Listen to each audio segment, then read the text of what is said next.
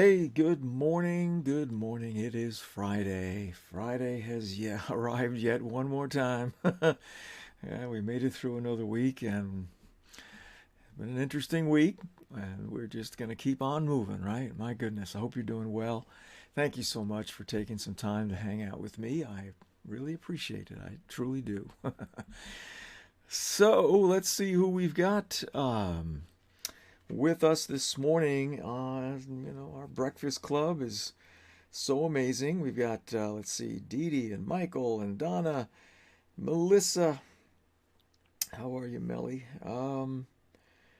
Let's see here. Let's see. Medipali. I'm not going to even try to pronounce your last name, but bless you.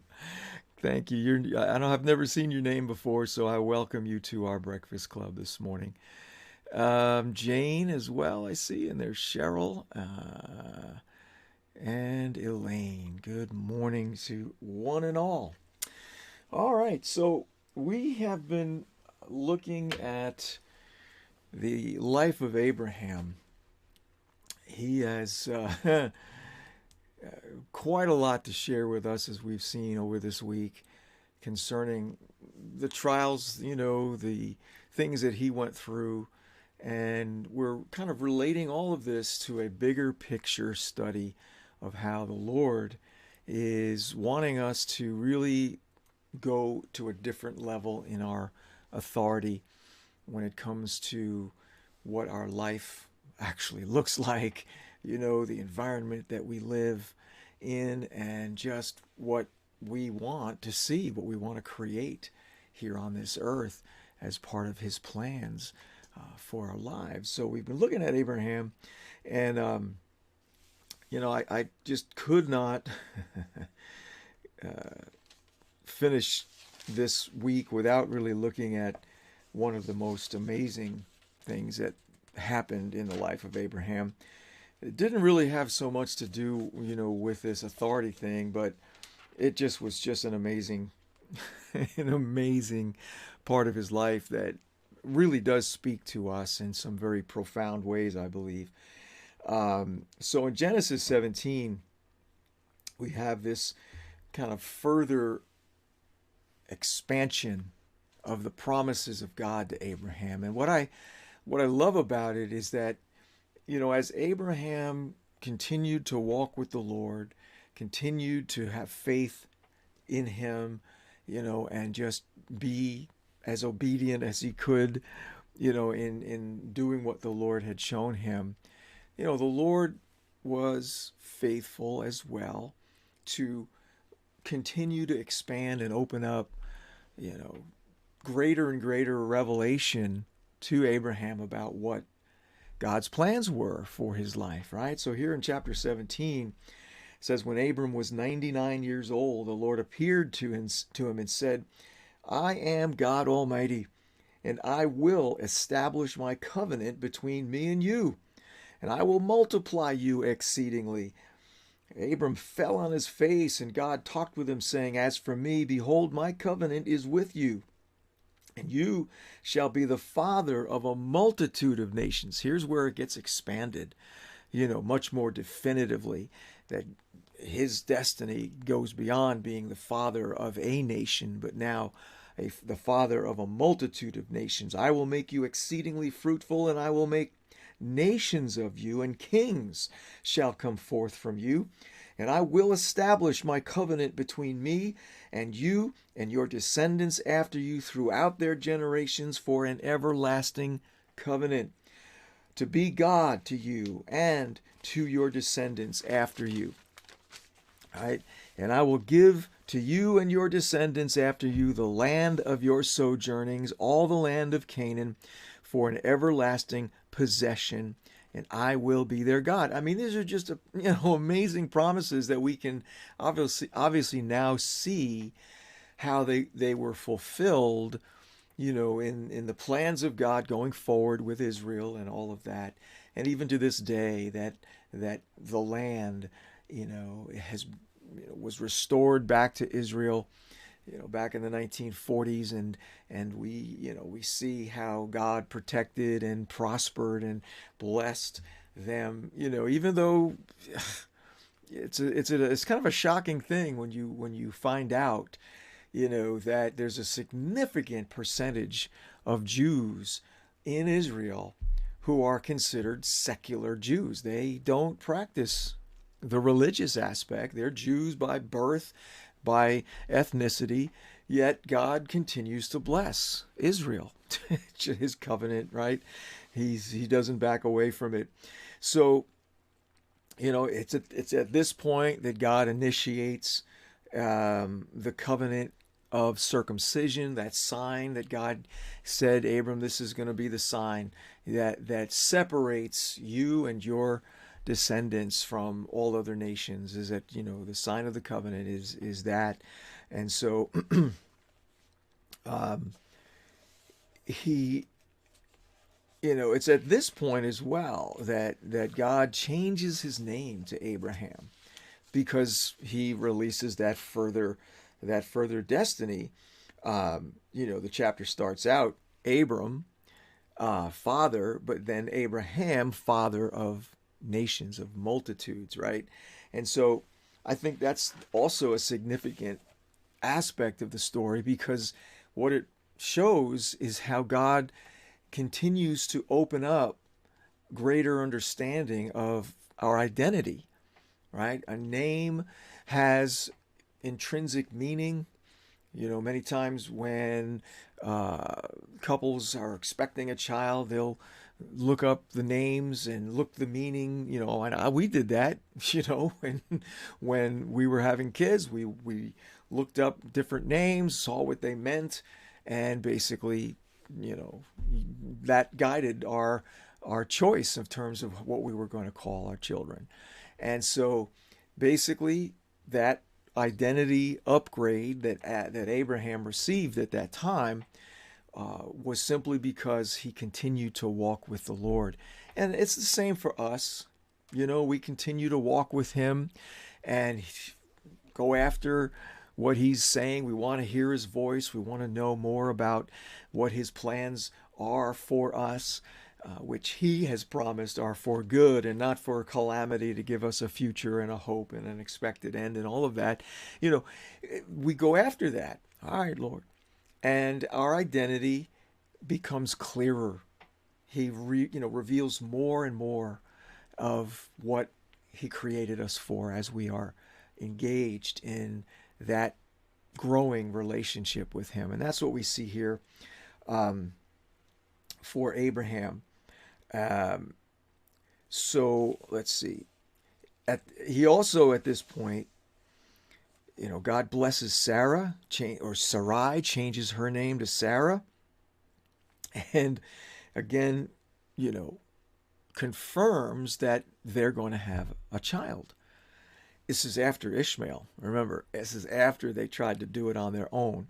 God says, okay, you're going to have a child, and you're going to call him Isaac.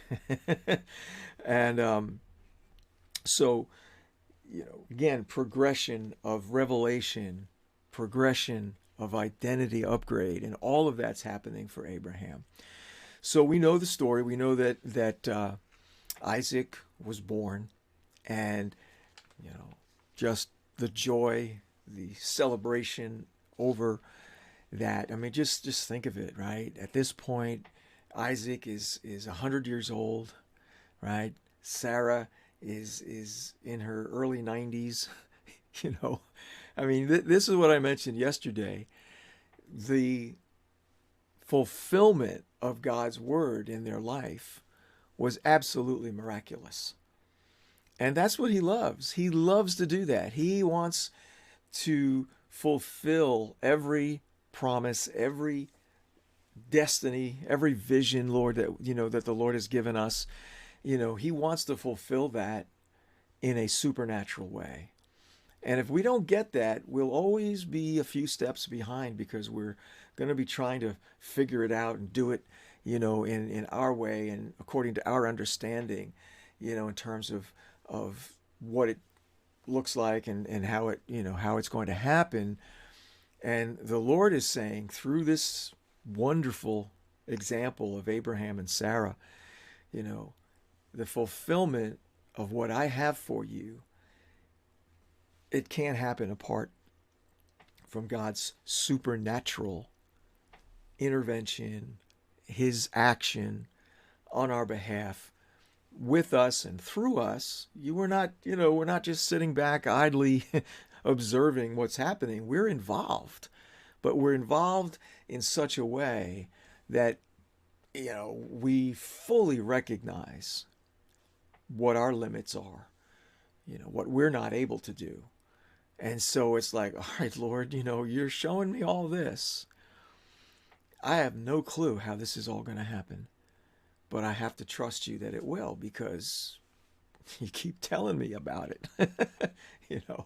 I have people sending me dreams that they have, that relate to the destiny that God has for my life. And I'm like, thank you, Lord. He will confirm, at strategic points in our life, just that confirmation that we need, because it can get difficult. There are always challenges, and will we stay faithful? Will we stay focused on what he has said and what he wants? That's, my goodness. So, you would think at this point that it's clear sailing. Isaac is born, everything's great, they're enjoying life, just as it should be. But the Lord throws in a wrinkle that just totally unexpected. And that, of course, is here in chapter 22, when God says here that God tested Abraham and said to him, Abraham. And Abraham says, here I am. God says, take now your son, your only son, whom you love, Isaac, and go to the land of Moriah and offer him there as a burnt offering on one of the mountains of which I will tell you. Wait, what? I mean, it's difficult, I think, for us to comprehend or to imagine what had to be going through Abraham's mind. So this boy that I have waited years. I mean, remember, it was 25 years between when God first spoke to Abraham about having a son and being, the father of a nation, and it actually coming to pass. Yet Abraham, because he had these encounters with God, was obedient, at least to the best of his ability, right? They didn't really have the grace of God at that point, but they still, even despite the mistakes. And here God is saying, yeah, take your son and offer him there as a burnt offering. It's mind-boggling. But because Abraham knew the voice of God and trusted God, he had learned over the years that God, when God says something, he means it. God said, I'm going to bless you. And Abraham was just, he was like today's version of Warren Buffett, Bill Gates, Jeff Bezos, all these billionaires, that that are rich beyond many of our even ability to comprehend, how much money they have. But this was what Abraham was in his day, the equivalent of a billionaire.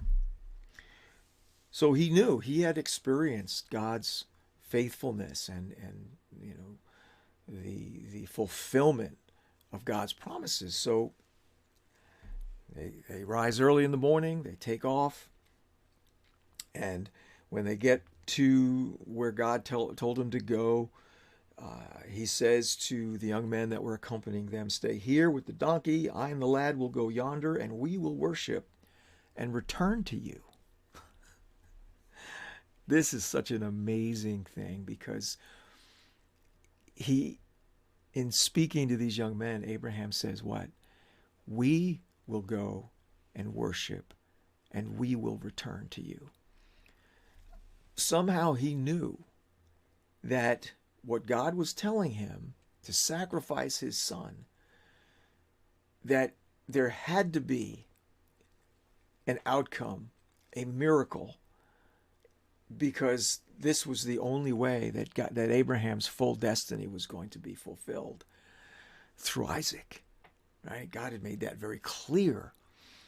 So this statement of faith by Abraham, powerful. We will go worship and then return to you. It's like he just knew that God had to do this. He had to somehow, even if Abraham did sacrifice Isaac, God was going to raise him from the dead. We don't know exactly what was going through his mind, but we see here evidence of a tremendous trust in the Lord, in terms of obeying one of the craziest commands that you could ever imagine God giving to a person, right?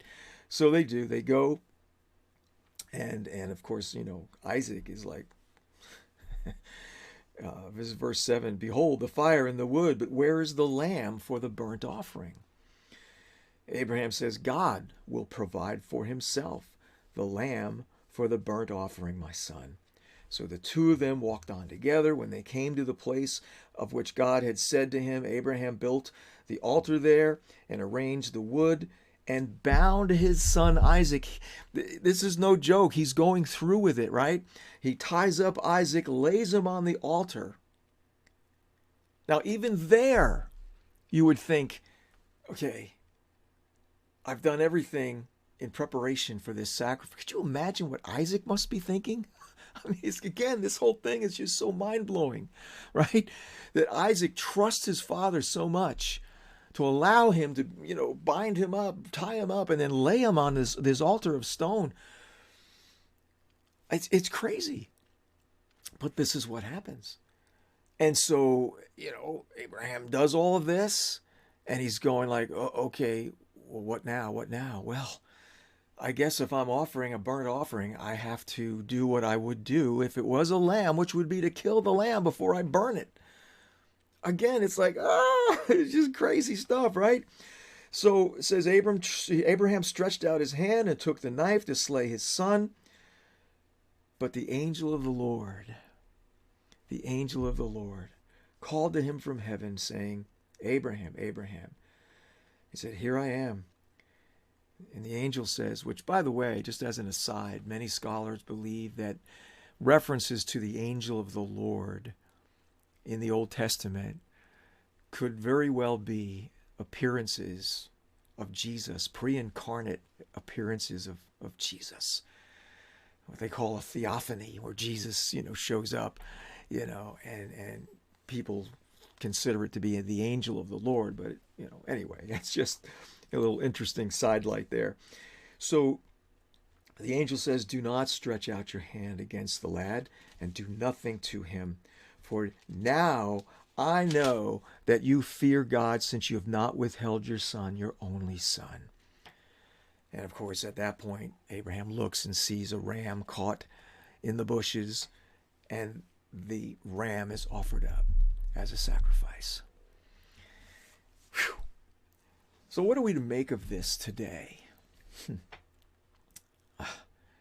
Well, you know what? Let me before I get to that, I have to mention how for many years, one of the things that I was involved in that I absolutely loved since 7th grade was being in theater, doing, plays and musicals and dramatic productions and all of that. I loved it. I really did. And so, as a born-again Christian, I decided, let's do some of this for the church. And, I had so much fun. We had really great success in that. As a matter of fact, one of our Breakfast Club starred in a production that I wrote and directed called Miracle on Broad Street. I know you remember that, Elaine. You did awesome. It was a great show.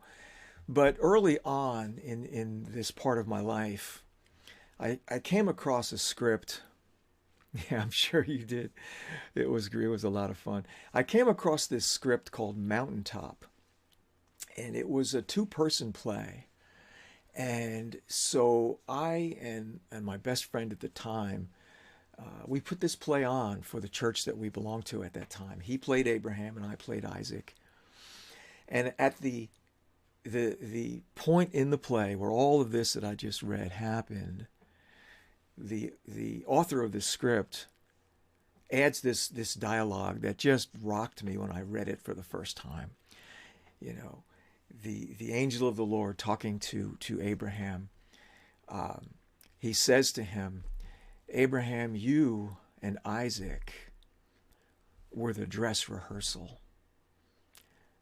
Me and my son, we have to go through with it. Even now, I just feel that so strongly. And that's what we see here. We can't not mention that this is really what God was up to.